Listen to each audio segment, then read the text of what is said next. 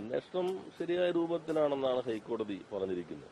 ഹൈക്കോടതി ഒരു കാര്യം കൂടി പറഞ്ഞു, നമ്മൾ ഈ മാധ്യമങ്ങൾ ആവശ്യമില്ലാതെ വാർത്തകളെ കൊടുത്ത് വിചാരണയെ ഈ അന്വേഷണത്തെ വഴിതെറ്റിക്കാൻ പാടില്ല. അപ്പോൾ നമ്മൾ ഓരോ ഘട്ടത്തിലും അത് സംബന്ധിച്ച ഒരു അഭിപ്രായം പറയേണ്ടതില്ല. വളരെ ശരിയായ രൂപത്തിലാണ് അന്വേഷണം പോകുന്നതെന്ന് അന്വേഷണത്തിന് നേരെ മേൽനോട്ടം വഹിക്കുന്ന ഹൈക്കോടതി ഡിവിഷൻ ബെഞ്ച് വ്യക്തമാക്കുകയുണ്ടായി. എന്ന് മാത്രമല്ല, ഒരു സമ്മർദ്ദവും എസ്ഐടിക്ക് മുകളിൽ ഇല്ല എന്നതും ഹൈക്കോടതി വ്യക്തമാക്കി. അപ്പൊ സമ്മർദ്ദമുണ്ട് എന്ന് പറഞ്ഞ് ഇത് വഴിതെറ്റിക്കാൻ ശ്രമിച്ചവർക്കെതിരെയുള്ള ശക്തമായൊരു താക്കീതാണ് ഹൈക്കോടതി നടത്തിയിട്ടുള്ളത്. നിങ്ങളൊന്നും പിന്നെ അങ്ങനെ പറഞ്ഞ ആളുകൾ അങ്ങനെ പറഞ്ഞു എന്നുള്ളത് വിധി വരുമ്പോൾ നിങ്ങളെല്ലാവരും മറന്നുപോകുന്നതുകൊണ്ട് അത്തരം ചോദ്യങ്ങളൊന്നും വരാതിരിക്കുന്നതാണ്.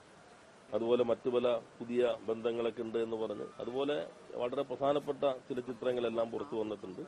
അപ്പോ തുടക്കം മുതലുള്ളൊരു അന്വേഷണത്തിലേക്ക് ഇപ്പോൾ എസ്ഐടി വരുന്നു, എല്ലാ കാര്യങ്ങളിലും ഒരു പരിശോധന വരുന്നു എന്നാണ് മനസ്സിലാക്കാൻ കഴിയുന്നത്. ബാക്കി ഹൈക്കോടതിയാണ് അതിന് മേൽനോട്ടം വഹിക്കുന്നത്. ഈ ഘട്ടത്തിൽ ഗവൺമെന്റ് അത് സംബന്ധിച്ച് പ്രത്യേകമായിട്ടുള്ള അഭിപ്രായ പ്രകടനങ്ങൾ നടത്തുന്നില്ല. അല്ല, അത് ഞാൻ പറഞ്ഞല്ലോ, ഹൈക്കോടതിയുടെ മുൻപിലാണല്ലോ ഈ എസ്ഐടി എല്ലാം കൊടുക്കുന്നത്. അപ്പൊ അവരതെല്ലാം പരിശോധിക്കുന്നുണ്ട്. അപ്പൊ അവരത് പരിശോധിക്കട്ടെ. നമ്മളിപ്പോ അതിനകത്ത് ഓരോരുത്തരും അഭിപ്രായ പ്രകടനം നടത്തേണ്ടതില്ല. ശരിയായ ദിശയിലാണ് അന്വേഷണം എന്ന് ഹൈക്കോടതി വ്യക്തമാക്കിയിരിക്കുന്നു. സർക്കാർ പറഞ്ഞ ഭാഗമാണ്. കാരണം ഹൈക്കോടതിയുടെ മേൽനോട്ടത്തിലുള്ള എസ്ഐടി അന്വേഷണം അതിന് നിങ്ങൾ പിന്തുണയ്ക്കുകയാണ് വേണ്ടത് എന്ന് പ്രതിപക്ഷത്തോട് നിയമസഭയിൽ പറഞ്ഞില്ല.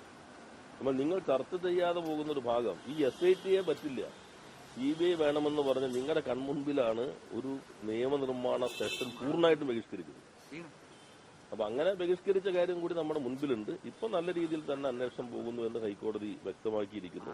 അവർ എല്ലാ ഭാഗവും പരിശോധിക്കുന്നു. അപ്പൊ നമുക്ക് ആ അന്വേഷണത്തിന്റെ പൂർണ്ണതയിലെത്താൻ കാത്തു നിൽക്കാം.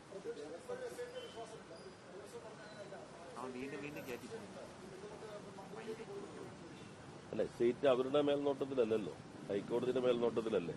സോണിയാഗാന്ധിയുടെ അവർ ഇതുവരെ പറഞ്ഞില്ലല്ലോ.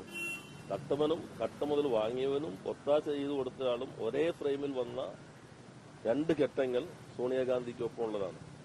അപ്പൊ അത് സംബന്ധിച്ച് ഇതുവരെ വിസ്തീർണം നൽകിയിട്ടില്ല. അതിപ്പോ ഇവിടെ ഞാൻ നിൽക്കുന്നു, ഒരാൾ വന്ന് പടെടുക്കുന്ന പോലെ അല്ലല്ലോ. അനുമതി വാങ്ങി അങ്ങോട്ട് പോകുന്നു. ബെല്ലാരി എന്ന സ്ഥലത്തിന്റെ പ്രത്യേകത ഇതൊന്നും ചർച്ച ചെയ്യപ്പെട്ടിട്ടില്ല. പക്ഷെ അതിനകത്ത് ഞങ്ങളൊരു അഭിപ്രായം പറയുന്നില്ല. SIT എല്ലാ ഭാഗവും അന്വേഷിക്കട്ടെ. പ്രതിപക്ഷം ഓരോ ദിവസം വരെ നിലപാടാണ്. തുടക്കത്തിൽ ഒരു SIT വേണ്ടാമല്ലേ പറഞ്ഞു. പിന്നെ SIT ശരിയായ ദിശയിൽ ഞങ്ങൾ ഒരിക്കലും SIT തള്ളി പറഞ്ഞിട്ടില്ല എന്ന് തോന്നുന്നു. അത് പ്രതിപക്ഷ നേതാവ് പറയുമ്പോൾ നിങ്ങളത് കേട്ടു നിന്നു. അപ്പൊ നിങ്ങൾ എന്തിനാ നിയമസഭ ബഹിഷ്കരിച്ചെന്ന് ആരും ചോദിച്ചതായിട്ട് കണ്ടില്ല.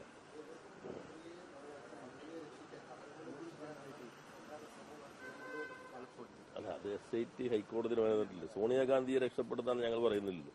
ഇന്ത്യയിലെ ഏക രാഷ്ട്രീയ നേതാവിന്റെ ഏതെങ്കിലും ബന്ധുവിന് വിദേശത്ത് പുരാവസ്തു കച്ചവടമുള്ളത് ആരാണെന്ന് ഞങ്ങൾ പറയുന്നില്ലല്ലോ. അതൊക്കെ SIT അല്ലേ അന്വേഷിക്കുന്നത്.